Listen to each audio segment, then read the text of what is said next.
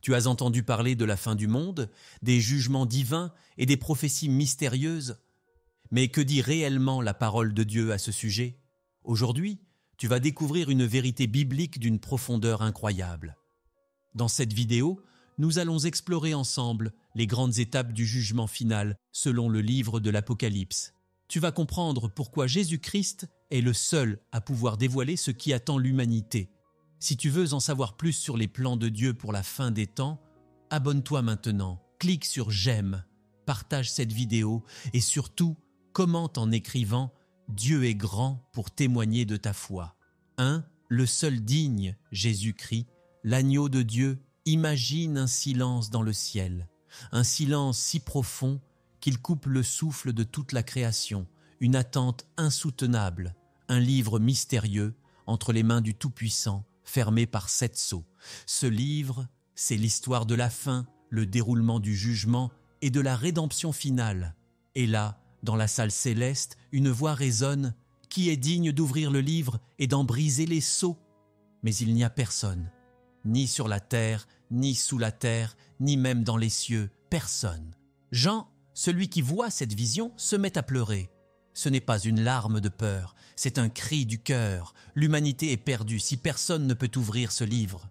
Parce que ce livre, c'est le plan de Dieu, c'est le dénouement. S'il reste fermé, tout est vain. Et c'est là qu'un ancien s'approche et lui dit « Ne pleure pas, car le lion de la tribu de Juda a vaincu. » Mais lorsque Jean lève les yeux, il ne voit pas un lion rugissant, il voit un agneau, immolé, marqué par le sacrifice.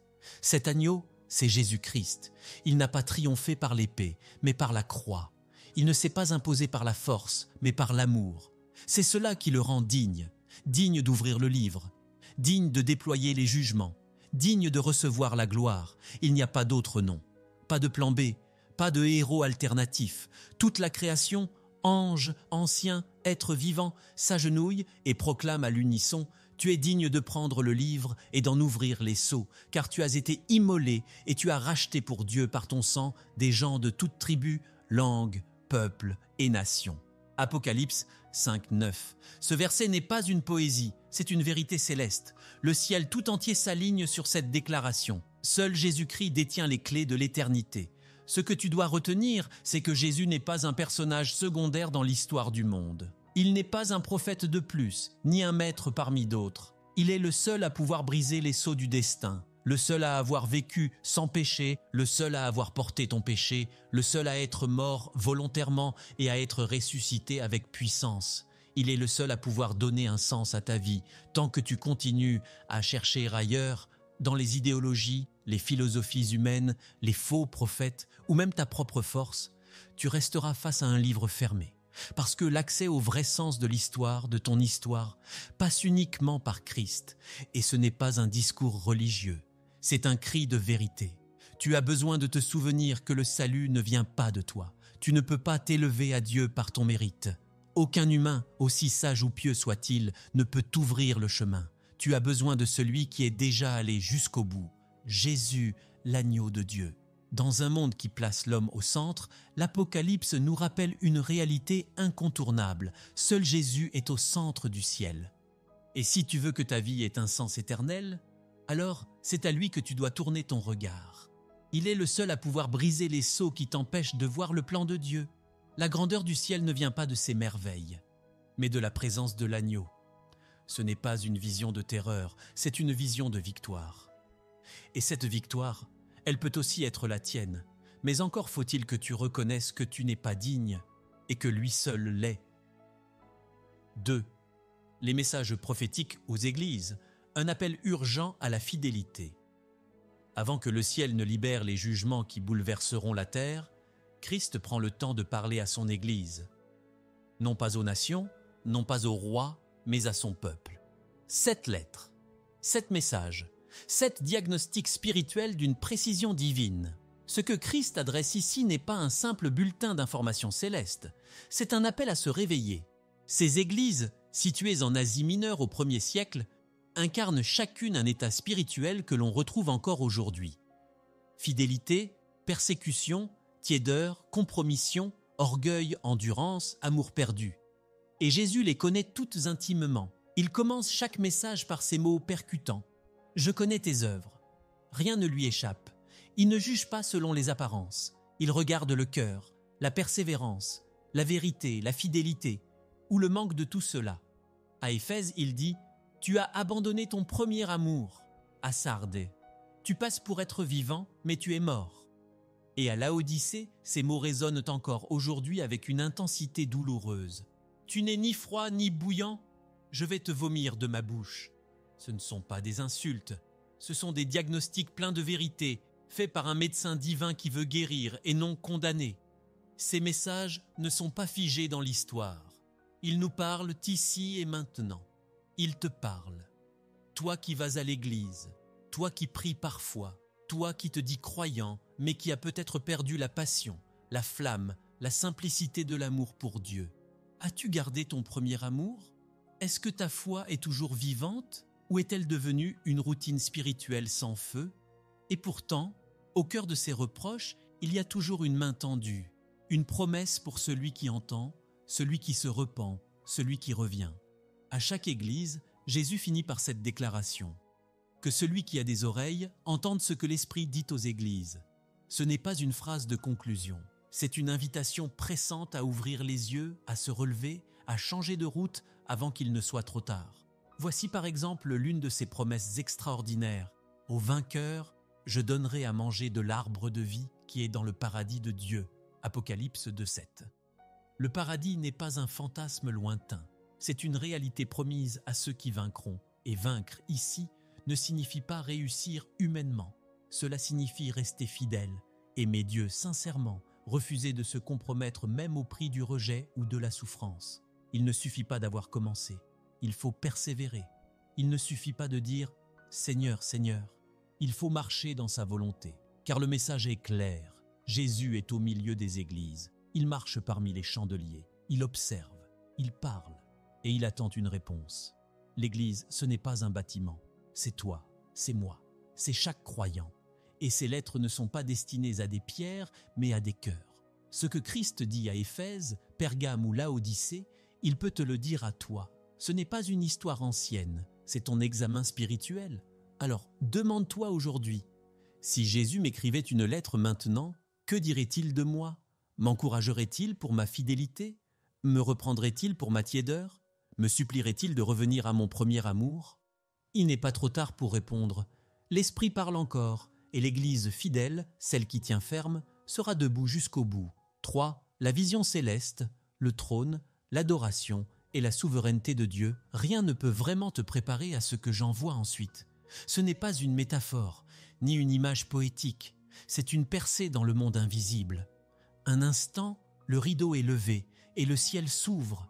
Il ne voit pas un chaos d'âmes flottantes ou de paysages flous, mais une réalité bien plus solide que tout ce que la terre peut offrir, le trône de Dieu. Tout tourne autour de ce trône. Il n'est pas un symbole, il est le centre absolu de l'univers. Il y a là des éclairs, des voix, des tonnerres, des manifestations de puissance, mais aussi de majesté. Dieu n'est pas assis dans l'ombre. Il trône, lumineux, glorieux, entouré d'une gloire qui dépasse l'entendement. Autour de lui, 24 anciens. Ces anciens ne se tiennent pas debout comme des statues. Ils s'inclinent, ils déposent leurs couronnes à ses pieds. Pourquoi? Parce qu'ils savent que toute autorité, toute dignité, tout mérite vient de lui. Et au milieu de cette adoration, 4 êtres vivants qui proclament sans pause, sans interruption, « Saint, Saint, Saint est le Seigneur Dieu Tout-Puissant, qui était, qui est et qui vient. » Apocalypse 4,8. Ce chant n'est pas une répétition vide de sens. C'est la révélation constante de la sainteté de Dieu. Chaque instant dans le ciel est un instant d'émerveillement. Pas une seconde ne passe sans que de nouvelles dimensions de la gloire divine ne soient révélées. Et chaque révélation provoque un nouvel élan d'adoration. Tu vois, sur Terre, on pense souvent que tout tourne autour des grandes puissances, les gouvernements, les multinationales, les systèmes économiques. Mais ici, dans cette vision, la vérité est exposée. C'est Dieu qui règne. Son trône est inébranlable. Rien, ni les catastrophes, ni les guerres, ni même l'enfer, ne peuvent faire vaciller ce trône. Et tout ce qui va suivre dans le récit de l'Apocalypse, les jugements, les sceaux, les trompettes, découle de ce lieu de souveraineté absolue. Le monde est secoué, mais le ciel reste immobile. Parce que Dieu ne panique pas, il ne réagit pas, il ordonne. Il ne découvre pas, il connaît déjà la fin dès le commencement. Et cette vision vient justement nous repositionner. Ce n'est pas l'homme qui est au centre, c'est Dieu. Ce n'est pas notre volonté qui prime, c'est la sienne. Ce n'est pas notre gloire qui est cherchée, mais la sienne. Écoute bien ceci. Si ta foi repose sur ce que tu ressens, sur les circonstances ou sur ce que tu vois autour de toi, elle tremblera à chaque secousse. Mais si elle est ancrée dans ce trône, dans celui qui siège dessus, alors rien ne pourra t'ébranler, car ce trône ne bouge pas. Il ne change pas. Il est éternel. Un passage le dit avec puissance. Le Seigneur a établi son trône dans les cieux, et son règne domine sur toute chose. Psaume 103, 19. Voilà pourquoi cette vision est indispensable. Avant de comprendre les jugements à venir, tu dois comprendre qui les déclenche. Et surtout, pourquoi. Ce n'est pas un Dieu capricieux, ce n'est pas un roi distant. C'est un Dieu saint, souverain, juste. Tout ce qu'il fait découle de sa nature parfaite. Dans un monde où tout semble instable, cette vérité devrait être ta paix. Dieu règne encore, et il ne cessera jamais de régner. 4. L'ouverture des sceaux, le début des jugements divins. Le silence dans le ciel est brisé. L'agneau Jésus-Christ, celui que toute la création a reconnu comme digne, commence à ouvrir un à un les sceaux du livre. Chaque sceau n'est pas un simple événement, c'est un tournant dans l'histoire humaine. Ce ne sont pas des catastrophes aléatoires. Ce sont des jugements précis, planifiés, qui marquent la fin de la patience divine et le début d'une justice implacable. Le premier sceau est brisé, et ce qui apparaît, c'est un cavalier monté sur un cheval blanc. À première vue, il pourrait tromper l'œil. Il semble noble, victorieux, il porte un arc, il reçoit une couronne, mais ce n'est pas le Christ, c'est un imposteur. Ce cavalier représente la conquête trompeuse, une paix superficielle qui cache en réalité un contrôle destructeur, une ère où les hommes croient en la stabilité alors que le mal se propage en silence. Le danger, c'est de croire que tout va bien alors que le jugement a déjà commencé. Puis vient le cheval rouge. Le cavalier qui le monte reçoit le pouvoir d'ôter la paix de la terre. Les conflits éclatent, les peuples se dressent les uns contre les autres. La guerre ne frappe pas seulement les champs de bataille, elle s'introduit dans les foyers, les nations, les cœurs. Le sabre est grand parce que la haine est profonde. Suit le cheval noir. Cette fois, le cavalier tient une balance dans sa main. C'est le temps de la famine, de l'injustice économique, de l'inégalité extrême. Un pain devient un luxe, un repas simple devient inaccessible pour beaucoup. Le luxe des puissants contraste violemment avec la misère des faibles. Et tout cela se produit sous les yeux de Dieu, qui voit le cœur corrompu de l'humanité. Le quatrième sceau révèle un cheval pâle, presque verdâtre. Celui-ci porte un nom, la mort, et l'Hadès le suit. Ce n'est plus seulement la guerre ou la faim. C'est une moisson généralisée de souffrances, maladies, catastrophes, violences sans fin. Le chaos se répand sur une grande partie de la terre. Ce jugement n'épargne ni riches, ni pauvres, ni grands, ni petits. La mort avance, et rien ne peut l'arrêter, sinon celui qui a le pouvoir de la vaincre. Au cinquième sceau, l'attention se tourne vers le ciel. Là, sous l'autel de Dieu, les âmes des martyrs crient d'une seule voix « Jusqu'à quand, Maître saint et véritable, tardes-tu à juger et à venger notre sang ?» Apocalypse 6:10. Ce ne sont pas des plaintes, ce sont des prières, des appels à la justice divine, des voix oubliées sur terre, mais précieuses dans le ciel. Dieu ne les a pas ignorées. Leur sang n'a pas été versé en vain. Et leurs cris montent comme un encens devant le trône. Enfin, le sixième sceau est ouvert, et ce n'est plus l'homme qui tremble, c'est la création entière. Le soleil s'obscurcit, la lune devient rouge sang, les étoiles tombent, les montagnes bougent, le ciel se replie comme un rouleau. Ce n'est plus simplement le monde qui est secoué, c'est l'univers. Même les puissants, les rois, les généraux, les riches, tous cherchent à se cacher. Mais devant la face de Dieu, il n'y a aucun refuge possible. Alors s'accomplit cette parole terrible.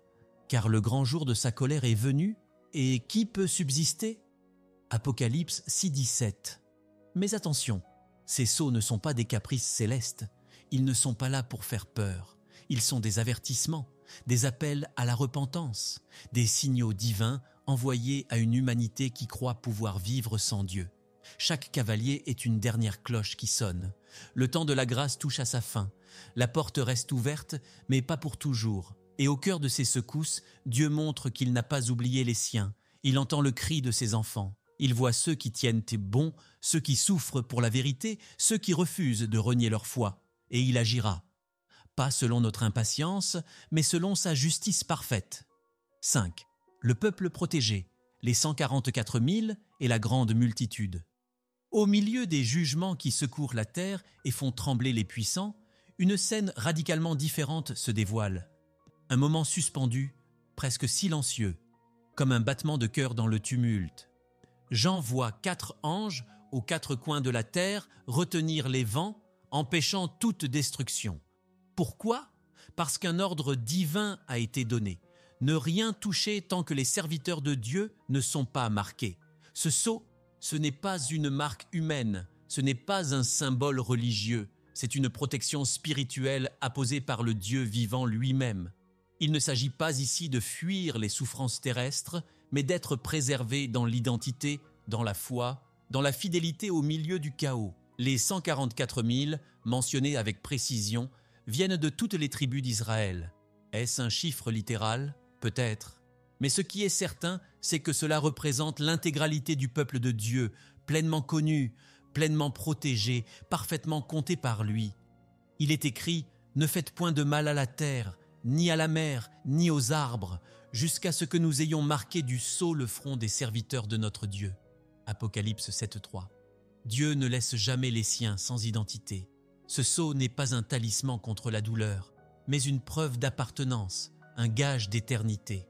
Il atteste que, même quand le monde chancelle, Dieu connaît ceux qui sont à lui. Mais la vision ne s'arrête pas là. Elle s'agrandit, elle explose d'ampleur. Jean voit alors une multitude que personne ne peut compter. Ils viennent de partout, de toute nation, tribu, peuple, langue. Ils n'ont pas tous le même passé, la même culture, la même langue, mais ils ont un même sauveur. Et ils ont une chose en commun, leurs robes sont blanchies dans le sang de l'agneau. Ils n'ont pas fui la tribulation, ils sont passés à travers. Ils ont pleuré, résisté, souffert, mais ils ont tenu bon, ils ont persévéré. Et aujourd'hui, ils se tiennent devant le trône, dans la présence glorieuse de Dieu, en chantant avec force et joie. Le salut est à notre Dieu qui est assis sur le trône et à l'agneau. Apocalypse 7.10. Regarde cette scène et comprends ceci, la tribulation ne ferme pas le ciel, elle ouvre la voie à une révélation plus grande de la grâce. Même quand tout semble perdu, Dieu sauve. Même dans les jours les plus sombres, la lumière du salut continue de briller. Il n'y a aucune nation oubliée, aucun peuple exclu, aucune langue ignorée. Le salut est universel, offert à quiconque croit, sans condition d'origine ni de passé. Et ces hommes et ces femmes qui ont tout enduré ne reçoivent pas simplement la paix, ils reçoivent la présence de Dieu. Le texte nous dit qu'ils servent jour et nuit dans le temple céleste. Ils n'ont plus faim, plus soif, plus douleur. Ils ne sont plus rejetés. Le soleil de justice les éclaire et l'agneau les conduit aux sources d'eau vive. C'est cela, la récompense ultime, être avec Dieu, non pas pour un moment, mais pour l'éternité. Et il est encore écrit, avec douceur et puissance, Dieu essuiera toute larme de leurs yeux. Apocalypse 7.17. Toi qui écoutes ce message, comprends-le. Dans un monde où les larmes sont fréquentes, Dieu prépare un lieu où elles n'existeront plus. Dans un monde qui te rejette, Dieu t'accueille.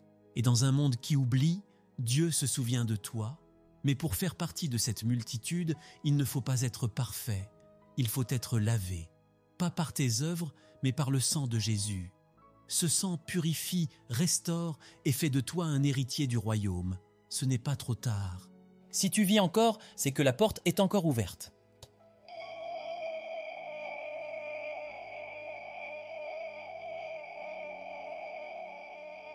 « 6. Les trompettes, les avertissements de Dieu à l'humanité. Le 7e sceau ne marque pas la fin, il ouvre une nouvelle phase. Un silence profond précède ce moment, comme si le ciel retenait son souffle. Puis viennent les trompettes. 7 anges, chacun prêt à sonner une alerte. Ce ne sont pas de simples sons, ce sont des cris divins dans le ciel, des avertissements clairs que le Dieu saint est en train de parler à l'humanité. La première trompette retentit. Un feu mêlé de sang est projeté sur la terre. Un tiers des arbres est brûlé, toute herbe verte est consumée. La nature elle-même, que l'homme a méprisée et exploitée, devient le premier terrain du jugement. La création gémit et Dieu agit. La seconde trompette frappe les mers. Quelque chose comme une immense montagne en feu est jetée dans les eaux et la mer se transforme en sang. Un tiers des créatures marines meurent, un tiers des navires est détruit. Le commerce, la stabilité, la nourriture maritime sont frappés de plein fouet. Puis la troisième trompette, une grande étoile brûlante tombe du ciel. Elle s'appelle Absinthe ou Agenjo. Elle empoisonne les sources d'eau. Ce qui était doux devient amer, ce qui désaltérait devient mortel. L'eau de la vie devient eau de malédiction pour ceux qui ont refusé l'eau vive que Dieu offre. Et la quatrième trompette obscurcit la lumière. Un tiers du soleil, de la lune et des étoiles s'assombrit. Le jour perd son éclat. La nuit devient plus noire encore. Les repères célestes sont ébranlés. La lumière décline. C'est une image saisissante. Plus Dieu s'approche pour juger, plus l'homme est plongé dans les ténèbres. Et puis, un cri traverse les cieux. Un aigle crie fort. Malheur, malheur, malheur à ceux qui habitent sur la terre. Apocalypse 8:13. Car ce qui vient ensuite est encore plus terrible. La cinquième trompette fait surgir du gouffre des créatures démoniaques. Elle ne tue pas, mais elle torture pendant 5 mois ceux qui ne portent pas le sceau de Dieu.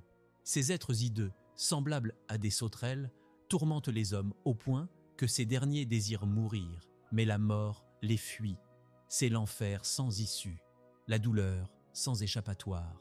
Un aperçu du jugement éternel pour ceux qui ont rejeté la lumière. Puis, la sixième trompette. 4 anges liés au fleuve Euphrate sont libérés.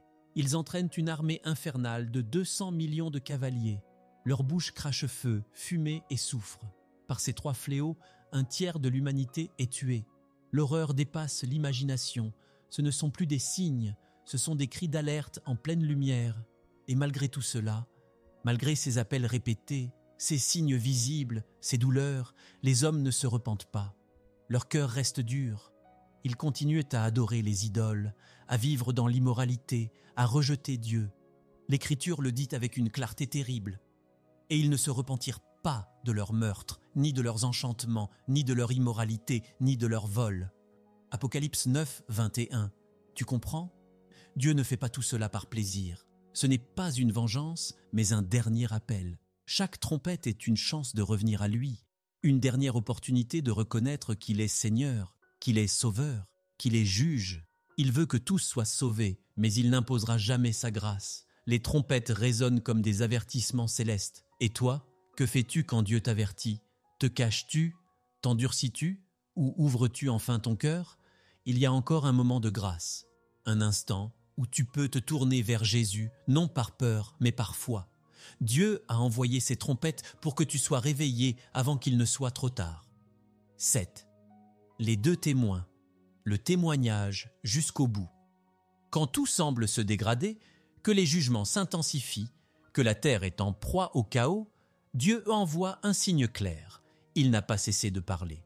Dans le tumulte, 2 hommes se lèvent, 2 témoins, 2 voix, 2 torches allumées dans la nuit la plus noire. Ils ne viennent pas pour divertir, ils ne viennent pas pour plaire, ils viennent pour prophétiser pendant 1260 jours vêtus de sacs, un symbole de deuil, de repentance, d'humilité.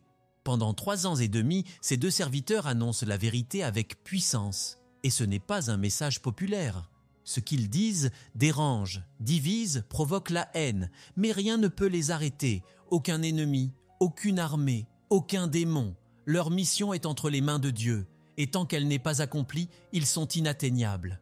Il est écrit « Je donnerai à mes 2 témoins le pouvoir de prophétiser, revêtus de sacs, pendant 1260 jours. » Apocalypse 11.3. Leur parole était comme un feu. Si quelqu'un tente de leur faire du mal, c'est ce feu qui le consume. Ils ont autorité pour fermer le ciel, pour frapper la terre de plaie, pour déranger l'ordre établi.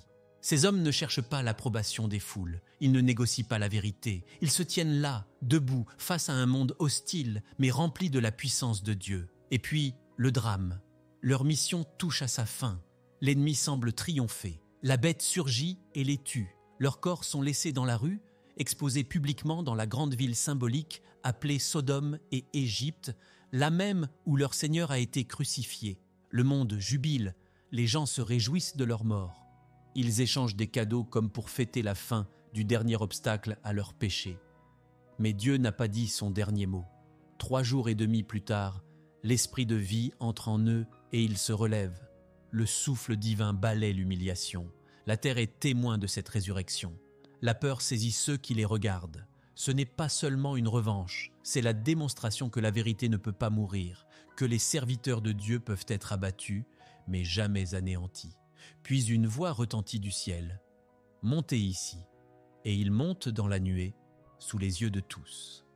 Apocalypse 11:12. Ces 2 témoins incarnent le témoignage fidèle, coûte que coûte. Ils rappellent que la vérité dérange, qu'elle blesse parfois, mais qu'elle libère. Ils représentent chaque croyant courageux, chaque voix qui s'élève quand tout le monde se tait. Leur histoire est un miroir pour toi, aujourd'hui. As-tu peur d'être rejeté pour ta foi? As-tu honte de proclamer ce que Dieu dit? Ces 2 témoins n'ont pas cédé, ils ont parlé quand c'était dangereux. Ils ont tenu bon quand tout le monde voulait les faire taire. Et Dieu a approuvé leur fidélité. Le monde d'aujourd'hui veut effacer la vérité, marginaliser les croyants, ridiculiser ceux qui tiennent ferme. Mais Dieu cherche encore des témoins, pas des orateurs parfaits, des cœurs brûlants, des âmes obéissantes, des voix qui refusent de se taire quand le mensonge prend le micro. Et voici la promesse, ceux qui se tiennent debout pour Dieu sur la terre, Dieu les fera se tenir debout devant lui pour l'éternité. Tu viens de parcourir une des révélations les plus puissantes de toute la Bible. Le jugement final ne doit pas être vu comme une simple histoire apocalyptique, mais comme un appel à revenir à Dieu, à suivre Jésus-Christ et à se préparer. Si tu veux marcher dans la vérité, abonne-toi maintenant à cette chaîne pour ne rien manquer. Clique sur « J'aime », partage cette vidéo à tes proches et écris en commentaire « Gloire à l'agneau » et surtout, clique sur la prochaine vidéo qui vient d'apparaître à l'écran. Tu y découvriras encore plus sur les prophéties bibliques et la victoire du Christ.